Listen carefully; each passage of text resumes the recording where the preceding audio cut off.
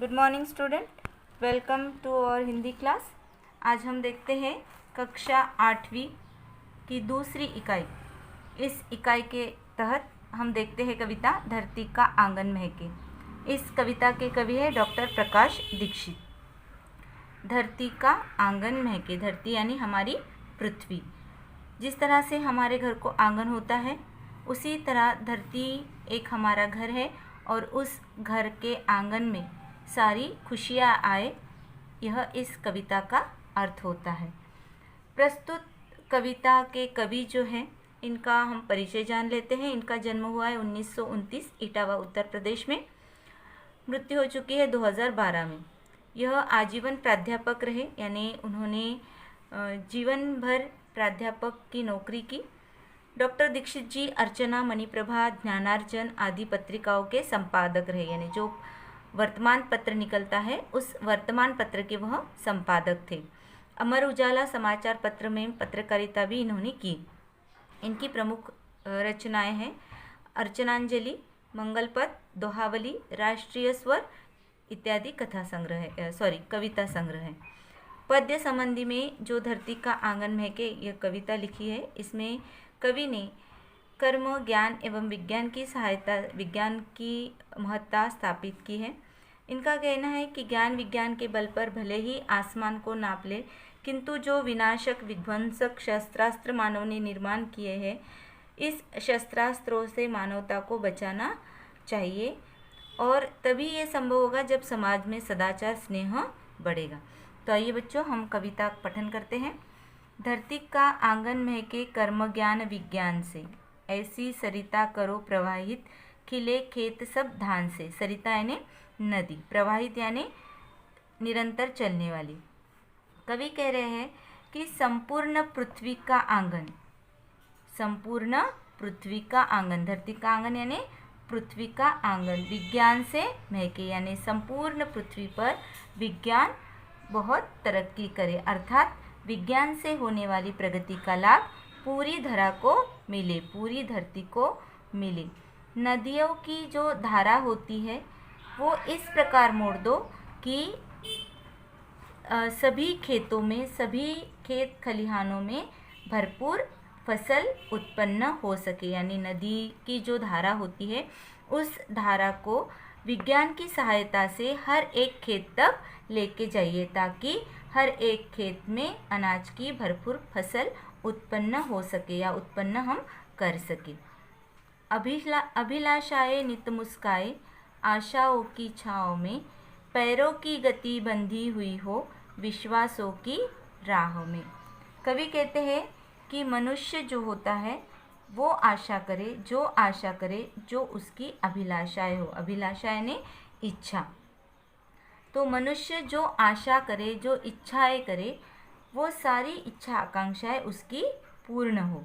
यानी मनुष्य जो भी अपने मन में ठान लेता है वो सभी इच्छाएं उसकी पूर्ण हो, परंतु मनुष्य को हमेशा विश्वसनीय रहना चाहिए, यानी उसको हमेशा अपने कार्य पर विश्वास होना चाहिए।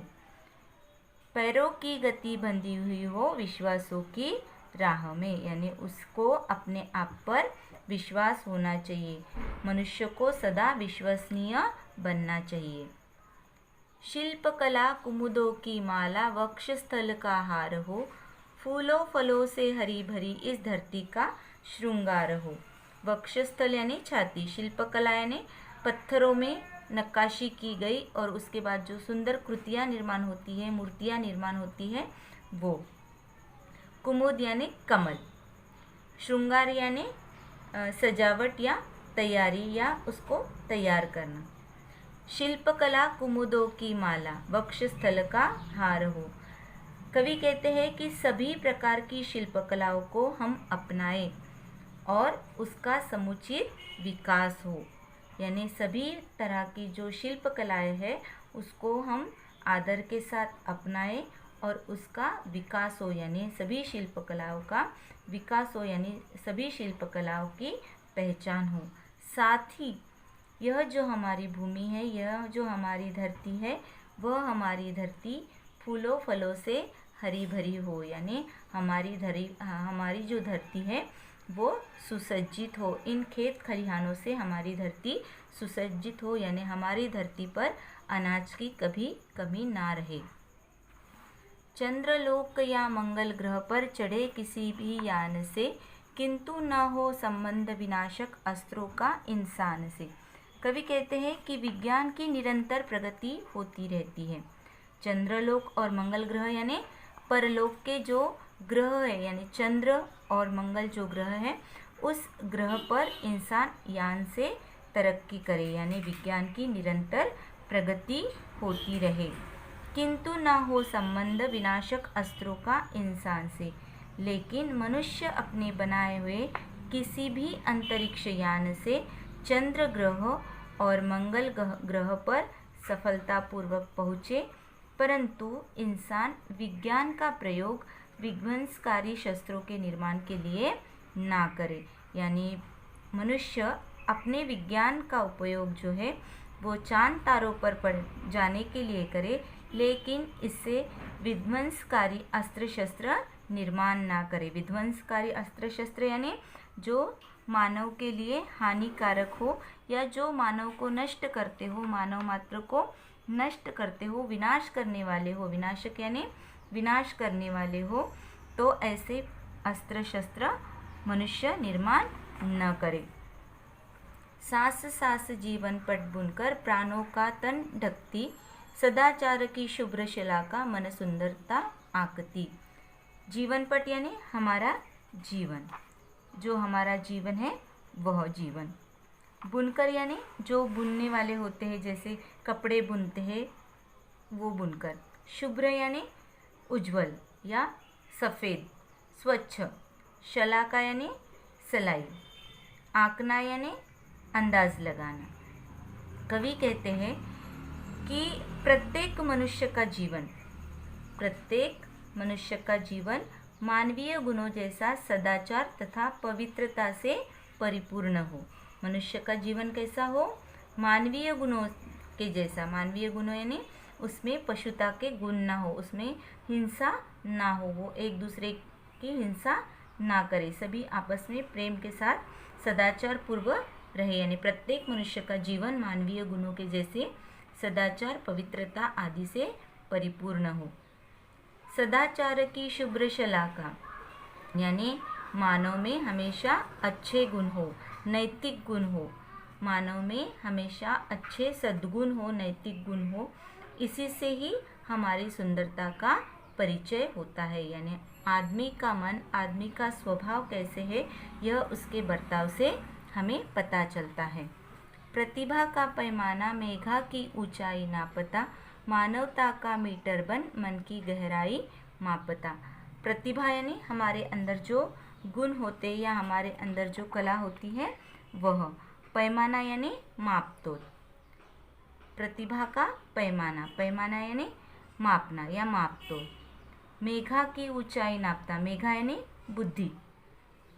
मानवता का मीटर यानी मनुष्य का बर्ताव। गहराई यानी उसके अंदर तक झांकना, मापता यानी मापना। कवि कहते हैं कि हमारी प्रतिभा, हमारी बुद्धि अर्थात मेघा और हमारा मानवीय व्यवहार हमारे चरित्र की परिचायक है। यानी हम दूसरों के साथ किस तरह से बर्ताव करते हैं, हमारी बुद्धि का उपयोग हम किस तरह से करते हैं, दूसरे के साथ हमारा व्यवहार कैसा है, इस पर ही हमारा चरित्र निर्भर करता है। यानी हमारी प्रतिभा, हमारी मेघा यानी बुद्धि और हमारा मानवीय व्यवहार हमारे चरित्र की परिचायक है, यानी हमारे चरित्र का परिचय है। मानवता का मीटर बन मन की गहराई मापता, और यही हमारा जो व्यवहार होता है वो हमारे मन की गहराई मापता है, हमारे मन में अंदर तक समाया होता है। जो सद्गुण जो होता है वो हमारे अंदर समाया होता है, सबके प्रति हमारा व्यवहार स्नेहपूर्ण होता है। आत्मा की आवृत्ति कर दे स्नेह प्रभा परिधान से, करे अर्चना हम सब मिलकर वसुधा के जयगान से। आवृत्त करना यानी उसके लिए प्रेरित करना, स्नेह यानी प्रेम। आवृत्त करना यानी ढक देना भी होता है, यानी ढका हुआ, लौटाया हुआ। परिधान यानी वस्त्र, स्नेह यानी प्रेम, वसुधा यानी धरती या अवनी जिसको हम बोलते हैं। तो कवि कहते हैं कि सबके प्रति हमारा व्यवहार जो होता है वो अच्छा होना चाहिए।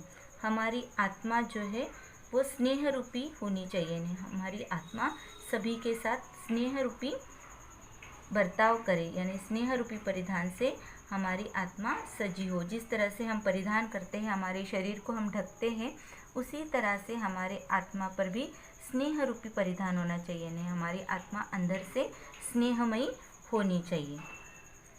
करे अर्चना हम सब मिलकर वसुधा के जय गान से, हमारी आत्मा स्नेह रूपी परिधान से सजी हो, यानी हमारी आत्मा को स्नेह रूपी कपड़े लिपटे हो, या हमारा मन सभी के प्रति स्नेहपूर्ण हो। हम सब मिलकर इस रत्न प्रसवनी वसुधा का जयगान करें। रत्न प्रसवनी यानी इस धरती ने जो रत्नों के समान पुरुष दिए हैं, या जो रत्नों के समान हमें वीर दिए हैं, जैसे वीर शिवाजी है, डॉक्टर अंबेडकर है, या और भी जो युग पुरुष या वीर पुरुष हुए हैं, उनको रत्न कहा गया है। तो हमारी इस धरती ने ऐसे ऐसे रत्नों को जन्म दिया है। तो ऐसे हम इस रत्न प्रसवनी वसुधा का, यानी जिस धरती ने ऐसे रत्न दिए हैं, ऐसी धरती का हम जयगान करें या उसकी अर्चना करें, उसकी प्रार्थना करें। तो बच्चों, उम्मीद है आपको धरती का आंगन महके यह कविता पसंद आई होगी।